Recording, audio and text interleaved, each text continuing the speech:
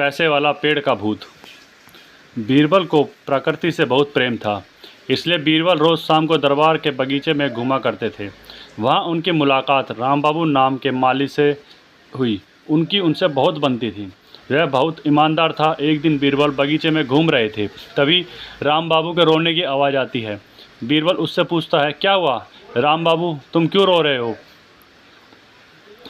20 साल से अपनी लड़की कविता की शादी के लिए कुछ पैसे इकट्ठे कर रहा था। इन पैसों को मैं एक घड़े में भरकर इस अनार के पेड़ के नीचे गाड़ देता था, लेकिन अब मेरा घड़ा नहीं मिल रहा है। अब मैं क्या करूं? मुझे कुछ समझ नहीं आ रहा। बीरबल कहते हैं, तुमने अपना घड़ा यहाँ क्यों गाड़ दिया? अपने घर पर भी तुम घड़ा को रख सकते थे। राम बाबू कहता है, मैंने सोचा कि यहाँ पर तो कोई आता जाता नहीं है, कौन मेरे पैसों को चुरा कर ले जाएगा? वैसे भी मैं अपना सारा वक्त यहीं बिताता हूँ, जिससे मेरी नज़र हर वक्त इस पेड़ पर रहती थी। बीरबल कहते हैं, तुम्हें क्या लगता है कौन तुम्हारे पैसे यहाँ से चुरा सकता है? क्या तुम्हें किसी पे शक है? राम बाबू कहता है, नहीं हुजूर। बीरबल कहते हैं, क्या तुमने कभी किसी को इस बारे में बताया है, या फिर किसी ने तुम्हें पैसे रखते हुए देखा हो? नहीं हुजूर, मैंने किसी को नहीं बताया। बीरबल कहते हैं, राम बाबू तुम चिंता मत करो, सब ठीक हो जाएगा, अब तुम घर जाओ। बीरबल सोचते हैं, उस बगीचे में सिर्फ मंत्रियों का आना जाना है और किसी को इस बारे में मालूम भी नहीं है, तो वह इस पेड़ को क्यों खोदेगा, और वो भी अनार के पेड़ को? कोई वैद्य या हकीम इस पेड़ को दवाई के लिए खोद सकता है। अगले दिन बीरबल अकबर से कहते हैं, जहाँ पना क्या कुछ सलाह मशवरा कर सकता हूँ अपनी प्रजा की सेहत को लेकर? मैं मंत्रियों के साथ?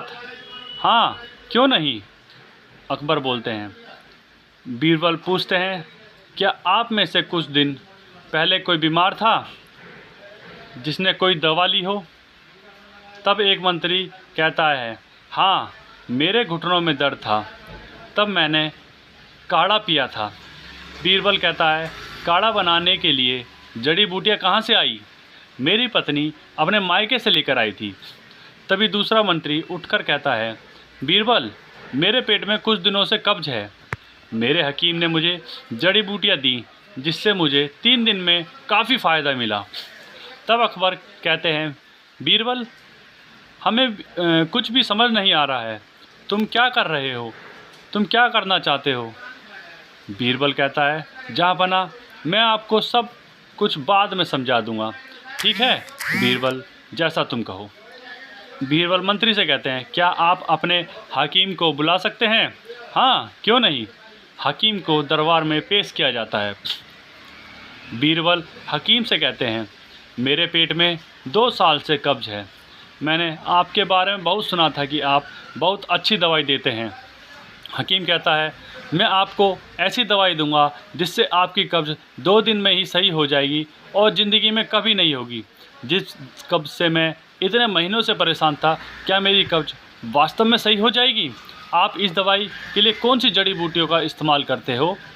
हकीम कहता है, वैसे तो मैं किसी को भी नहीं बताता, पर आप पूछ रहे हैं इसलिए बता रहा हूँ।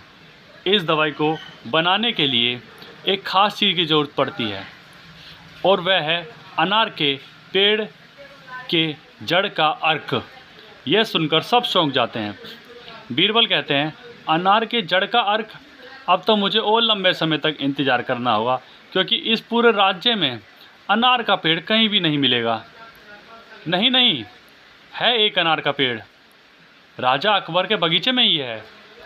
बीरबल कहते हैं, हकीम मैं आपको सच बोलने का एक मौका देता हूँ, राम बाबू के पैसे वापस करने का। राम बाबू ने उस पेड़ के नीचे अपने पैसे गाड़ दिए थे और वह उस बगीचे का माली है। यह सुनकर हकीम डर जाता है और कहता है, हुजूर मुझे माफ़ कर दीजिए, मुझे उस पेड़ के नीचे एक घड़ा मिला था जो पैसों से भरा हुआ था। मैंने सोचा यह काफ़ी पुराना घड़ा है और जिसने उसे यहाँ गाड़ा है शायद वह भूल गया है, इसलिए मैंने उसे ले लिया। मुझे माफ़ कर दीजिए, आगे से मैं कभी ऐसा नहीं करूँगा। बीरबल कहते हैं, जहाँपना इन्हें माफ़ कर दीजिए क्योंकि इन्होंने सच बोला। तुम कहते हो तो इन्हें हम माफ़ कर देते हैं। बीरबल राम बाबू से पूछते हैं, मटके में कितने पैसे मौजूद थे? हुजूर, उसमें 70 सोने की असरफियाँ थीं। बीरबल कहते हैं, तुम्हारी बेवकूफ़ी की वजह से तुम्हें सिर्फ 100 असरफियाँ दी जाएंगी। तो धन्यवाद दोस्तों, आज के लिए इतना ही। अगर कहानी अच्छी लगी हो तो लाइक करिए, सब्सक्राइब करिए। आपका बहुत बहुत धन्यवाद।